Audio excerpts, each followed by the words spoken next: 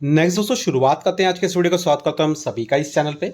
तो वीडियो की शुरुआत करते हैं, कवर करेंगे सबसे पहले बाजार की एक्टिविटी, आज के दिन का मोमेंटम एंड आगे की खबरें। तो शुरू करते हैं आज के दिन की ओपनिंग की। अगर बात करें तो बाजार का मूड काफ़ी बेहतर रहा है, शुरुआत अच्छी हुई है, गैप अप ओपनिंग देखने को मिली है।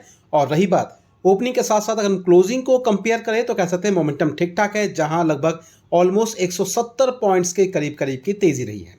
0.71% के आसपास का मूवमेंट, 24,175 के लेवल पे बाजार की क्लोजिंग। समहाउ अगर हम बात करें सपोर्ट लेवल 24,150 के ऊपर की क्लोजिंग है। नेक्स्ट जो लेवल बनता है फिलहाल बाजार के लिए बेसिकली बहुत इंपॉर्टेंट है, वो है लगभग 24,350 का लेवल। अगर बाजार इस 24,350 के लेवल को क्रॉस करने में कामयाब हो जाता है आने वाले सेशंस में, तो फिलहाल अंदाजा लगा सकते हैं या एक्सपेक्ट हम कर सकते हैं कि बाजार लेवल जो है 24,500 का टच कर भी जाएगा। तो ये सिनेरियो है फिलहाल अगर आने वाले मूवमेंट की अगर हम बात करें। अब इसके साथ अगर हम सिनेरियोस को कैलकुलेट करें आज के दिन का, तो कुल मिलाकर देखें तो आज के दिन बुल मार्केट को एक मौका मिला है बाजार में तेजी दिखाने का। साथ ही साथ अगर हम बात करते हैं पूरे इंडेक्स के बारे में, तो दोस्तों यहाँ पे इंडेक्स के हिसाब से देखिए तो लार्ज कैप में भी मूवमेंट रही है, थोड़ी बहुत स्मॉल कैप में भी रही है, और थोड़ी बहुत खबरों की वजह से कह सकते हैं मिड कैप सेगमेंट में भी आपको तेजी देखने को मिली है। जहां अगर बात करें तो दोस्तों लास्ट लगभग 2 दिन की गिरावट के बाद आईटी सेक्टर में जो प्रेशर था वो आज के दिन थोड़ा बहुत रिलीज होता हुआ नजर आया, जहां आईटी के स्टॉक्स में थोड़ी बहुत मजबूती और समहाउ एक अच्छी नोट के साथ क्लोजिंग, जिसमें सबसे बेहतर अगर देखें जिनके बारे में डिस्कस करते हैं, कई बार एक लॉजिक्स आपके सामने पेश करते हैं, कुछ पॉइंट्स भी आपके सामने रखते हैं। कुछ ऐसे स्टॉक्स हैं जहां पे मोमेंटम्स ठीक ठाक बनता हुआ नजर आया, जिनमें एसएल टेक्नोलॉजी भी है, परसिस्टेंस भी है, कोफोर्ज भी है।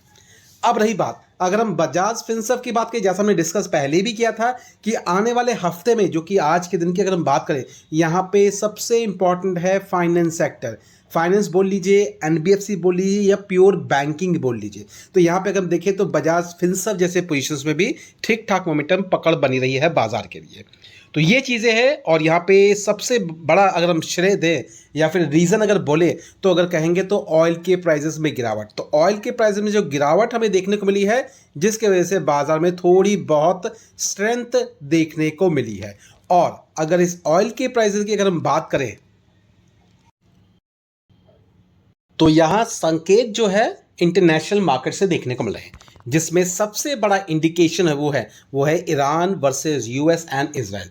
ये जो युद्ध चल रहा था यहाँ पे थोड़ी बहुत नरमी। अब अगर बात करें तो जो नेक्स्ट टॉक होगी या बातचीत होगी, जो मसला सुलझाया जाएगा, बेसिकली अभी जो इनके सुप्रीम लीडर थे जिनकी एसोसिनेशंस किया गया था यूएस के द्वारा, उनकी फर्नल के बाद ही ये सारी बातचीत आगे होंगी। मतलब एक तरीके का कह सकते हैं बाजार के लिए एक अच्छा होप है, और यही होप बाजार के मूड को जस्टिफाई करता है। और इसी वजह से अगर देखें तो क्रूड ऑयल में गिरावट, प्रॉफिट बुकिंग, और इसी क्रूड ऑयल में जो गिरावट है जिसकी वजह से हमारे इंडियन मार्केट में थोड़ी बहुत स्थिरता या फिर कह सकते हैं मजबूती देखने को मिली है। अब दोस्तों एक्सपेक्ट करें, क्योंकि ये चीज़ें बाजार के लिए अच्छी खबर बहुत अच्छी तरीके से साबित हो रही है। अब जैसे कि अगर हम बात करें तो यहाँ पे आईटी सेगमेंट, इन्फोसिस की बात कर ले, टीसीएस की बात कर ले, या फिर अदर स्टॉक्स की बात करें, चाहे परसिस्टेंस हो चाहे कोफोर्ज हो, यहाँ पे कुछ इंपॉर्टेंट एक्टिविटी इन सभी सेगमेंट के बारे में मतलब दर्ज की गई है। अब वो इंपॉर्टेंट एक्टिविटी क्या है, तो दोस्तों जैसा कि हम सभी जानते हैं आईटी सेक्टर का सबसे बड़ा खतरा क्या है, इन्फ्लेशन। दूसरा बड़ा खतरा क्या है, जो एआई में स्पेंडिंग हो रही है। और ये जो एआई में स्पेंडिंग हो रही है, ये वैल्यूएशन के हिसाब से अगर देखें तो क्या ये जस्टिफाई करती है कि आने वाले समय में ये कहीं ना कहीं इन्फ्लेशन को क्रिएट ना करे। तो दोस्तों इसी चीज़ का एक प्रॉपर एक स्टेटमेंट हमें आज के दिन देखने को मिला है। इनफैक्ट दोस्तों अगर बात करें तो ये चीज़ों को इसलिए देखा जा रहा है क्योंकि यहाँ पे आईटी स्टॉक्स में जो एक तरीके का फियर था वो थोड़ा बहुत स्टेटमेंट के माध्यम से रिलीज होता देखने को मिला है। अब यहाँ पे बात करें तो दोस्तों यूएस के फेडरल रिजर्व के चेयरमैन, अगर हम बात करते पहले की तो वो थे मिस्टर पॉल, अभी की बात करें तो वो है केविन। अब केविन वॉश की अगर बात करें तो यहाँ पे उनकी द्वारा कुछ चीज़ें स्टेटमेंट के माध्यम से कही गई हैं। इनको क्या लगता है कि इन्फ्लेशन की बात करें, जो इन्फ्लेशन का जो एक्सपेक्टेशन था बाजार के लिए, जो खतरा था, देख सकते हैं risk has ease in the recent week. And यहाँ पे ये जो शब्द है ना, risk has have eased in the recent week. यही एक अपने आप में बहुत बड़ा कह सकते हैं रिलैक्सेशंस है इस पर्टिकुलर सेक्टर के लिए, जिसके वजह से आईटी सेक्टर में थोड़ी बहुत मजबूती।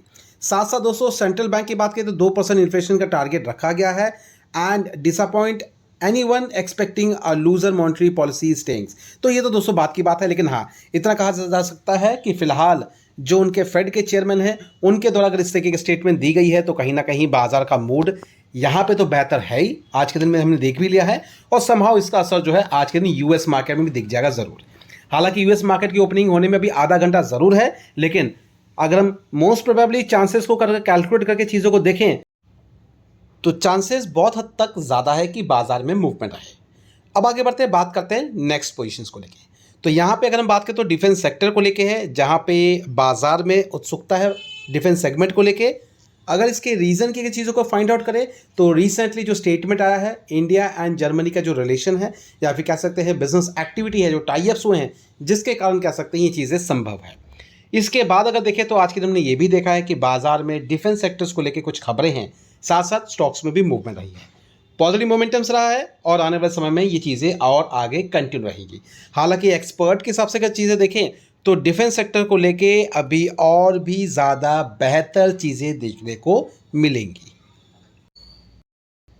और इस फ्रंट पे अगर देखें तो सबसे बड़ा कंसर्न पॉइंट क्या है, अच्छी खबर क्या, संकेत क्या है, तो यहाँ देख सकते हैं दोस्तों डिफेंस सेक्टर को लेके कंसिडरेशंस चल रहा है। फिलहाल मीटिंग कंडक्ट होने वाली है जहां पे प्रपोज रखा जाएगा 1 लाख करोड़ का बेसिकली प्रोक्योरमेंट। और इसी अपडेट को अगर हम फर्दर अगर कनेक्ट करें तो देख सकते हैं defence panel to consider proposal worth over 1 lakh crore. और ये शुक्रवार मतलब आने वाले कल के दिन होगा, आज है थर्सडे का दिन, और बाजार में ये मीटिंग होने वाली है कल के दिन कंडक्ट, जहां पे क्लैरिफाई किया गया है। देख सकते हैं defence minister Rajnath Singh basically panel के माध्यम से कंसिडर कर सकते हैं। और ये रहने वाला है दोस्तों हाई एक्विजिशन प्रपोजल, जो कि बेसिकली इस बड़े वैल्यूएशन को कवर करेगा। जहां पे अगर चीज़ें देखें तो लगभग कंसिडरेशन जो है 1 लाख करोड़ के आसपास का है। 3 तारीख को मतलब कल का दिन शुक्रवार है, ये मीटिंग शेड्यूल्ड है जिस माध्यम से ये सारी चीज़ें कंडक्ट होगी। तो डीएसी के माध्यम से सारी चीज़ें डिक्लेयर की गई हैं, मतलब डिफेंस एक्विजिशंस काउंसिल के माध्यम से। अब रही बात दोस्तों इसका इफेक्ट बाजार में किस से पड़ेगा और कौन कौन से पोजीशंस पे पड़ेगा, तो इतना ज़रूर कहूँगा दोस्तों इसका असर जो है हर एक सेगमेंट पे पड़ेगा जो भी कनेक्टेड है मार्केट में डिफेंस सेक्टर को लेके। और खास करके आपको ये ध्यान देना है, 2 तरीके की चीज़ें होंगी यहाँ पे। पहला फ्रंट फेस जो कि प्योर कंपनी है जो फ्रंट में चीज़ें डिलीवर करती है, और दूसरा फेस हो गया जो कि उन कंपनी के साथ मिलकर काम करती है, मतलब सब्सिडी के रूप में कह सकते हैं या फिर पार्ट्स को प्रोवाइड करने के मामले में जो भी कंपनियां कनेक्टेड होंगी बड़ी कंपनी के साथ। तो यहाँ पे 2 कंपनी को सबसे ज़्यादा फायदा होने वाला है। इनिशियल लेवल पे वो कंपनी फायदे में रहेंगी जो कि कनेक्टेड रहेंगी, जैसे थर्ड पार्टी वाली कंपनी होगी जो माल प्रोवाइड करती हैं, जो कह सकते हैं थर्ड पार्टी के रूप में काम करती हैं, क्योंकि वो सप्लाई करेंगी बड़ी कंपनीज को, ताकि प्रोक्योरमेंट के बाद जो फिनिश गुड होगा डिफेंस को लेके, एम्यूनिशंस हो गया, बड़े बड़े कह सकते हैं जो भी हथियार होंगे, उसके बाद जब वो चीज़ें बिकेंगी, एक्सपोर्ट होंगी, फिर रियल फायदा जो है बेसिकली बड़ी कंपनीज को होगा। तो यहाँ पे अल्टीमेटली अगर देखें तो फायदा दोनों फ्रंट पर है। तो ऐसा नहीं है कि दोस्तों की छोटी कंपनी को ज़्यादा फायदा होगा और बड़ी कंपनी को कम होगा। हाँ, मार्केट कैपिटल का ज़रूर फर्क पड़ेगा, जहाँ के मार्केट कैपिटल जहाँ जिस कंपनी का ज़्यादा छोटा, आप सभी जानते हैं वो तेज़ ज़्यादा भागती है, साइमल्टेनियसली जैसे भागती है वैसे उनमें प्रॉफिट बुकिंग भी होती है। तो ये दोनों फ्रंट पर आपको कंसिडरेशन लेके चलना होगा। तो फिलहाल डिसाइड ये करना है कि कौन सा इन्वेस्टर्स किस कैटेगरी का है, जिनको तेज़ी और गिरावट से डर नहीं लगता तो वो ज़रूर चाह सकते हैं उस जैसी कंपनियों पे, और जिनको लगता है कि नहीं थोड़ा सी चीज़ें स्टेबल हों और आगे धीमे धीमे चीज़ें बढ़ते रहें तो वो बड़ी कंपनी के साथ जा सकते हैं। ये दोनों चीज़ें हैं जो कि इंपॉर्टेंट फेज़ के साथ आने वाले सेशंस में देखने को मिलेगी। और इसी चीज़ को लेकर इन्वेस्टर्स ने या फिर कह सकते हैं एनालिस्ट ने पहले से ही बहुत सारी चीज़ें प्रेडिक्ट की हैं, जैसे कि डिफेंस सेक्टर्स को लेके जो बड़े बड़े अनाउंसमेंट सरकार के द्वारा होने वाले हैं, जो कि इस रियल तरीके से पूरा असर डालेंगे इंटायर मार्केट पर। तो इतना कह सकते हैं कि डिफेंस सेक्टर का जो माहौल है, जो मूड है, अभी भी खराब या फिर ख़त्म नहीं हुआ है। अभी भी बहुत सारे डेवलपमेंट, बहुत सारे कंसिडरेशंस होना बाकी है। इसका सबसे बड़ा एग्जाम्पल क्या है, रिसेंटली जो मिडल ईस्ट में कंसर्न हुआ है, इशू क्रिएट हुआ है, हाँ, ये बात ज़रूर है, यहाँ पे एक चीज़ नोट करने वाली ज़रूर है कि ईरान ने इस चीज़ को लेके काफ़ी बेहतर तरीके से हैंडल किया है। और वो क्यों कर पाया है? क्योंकि उन्होंने तैयारी काफ़ी सालों से कर रखी थी, काफ़ी सालों से कर रहे थे। सेम सिनेरियो, इस चीज़ को सीख लेते हुए एक लेसन के तौर पे हर कंट्री इस चीज़ को फॉलो कर रही है एंड अपने एम्युनिशंस को लेके जितने भी कह सकते हैं एग्जिस्टेंस है उसको और इंक्रीज़ कर रही है।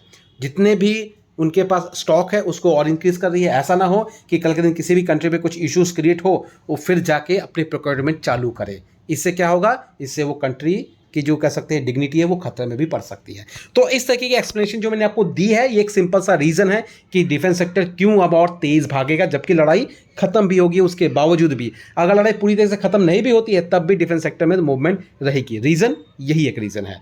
और इस चीज़ को लेके, इस मैटर को लेके पूरे कह सकते हैं ग्लोबल कंट्रीज़ को ये सीख ज़रूर मिल गई है। तो फिलहाल इतना कहूँगा, ध्यान रखें इन सारी चीज़ों पे, नज़र रखें पोजीशंस कैसे चलती हैं और प्रॉपर चीज़ों को समझने के लिए हमारे ऐप वाले चैनल को ज़रूर रेफर करें, जिसका लिंक आपको नीचे डिस्क्रिप्शन में मिल जाएगा। लिंक पे ऐप का लिंक है, लिंक पे क्लिक करके सबसे पहले डाउनलोड कर लें। आपको डाउनलोड करने के बाद प्रोसेस को फॉलो करें एंड आगे की रणनीति को समझें, जो भी वीडियो के माध्यम से वहाँ पर डिस्कस किया जाएगा। तो इसलिए चीज़ें इंपॉर्टेंट हैं। तो ये है दोस्तों आज के दिन का मोमेंटम्स, आज के दिन की मूवमेंट, बाजार की पूरी एक्सप्लेनेशंस जो कि बाजार में हुआ है और किस किस सेगमेंट में कितना असर हुआ ये भी हमने देख लिया है। फर्दर की जो कनेक्शंस है कल के मार्केट को लेके क्या क्या रहेंगी ये हम आने वाले नेक्स्ट वीडियो में कवर करेंगे, जो कि हमारे ऐप में रहेगा। तो ज़रूर जाइए, कनेक्शंस कनेक्ट करें मार्केट के साथ, जो भी हमारे ऐप के साथ चीज़ें हम डिस्कस करते हैं, और वहाँ पर अपना एनरोलमेंट जरूर कराएं। तो वीडियो को करते हैं यहाँ पे अभी फिलहाल वाइंड अप, मिलते हैं अपने नेक्स्ट वीडियो में। तब तक थैंक यू वॉचिंग एंड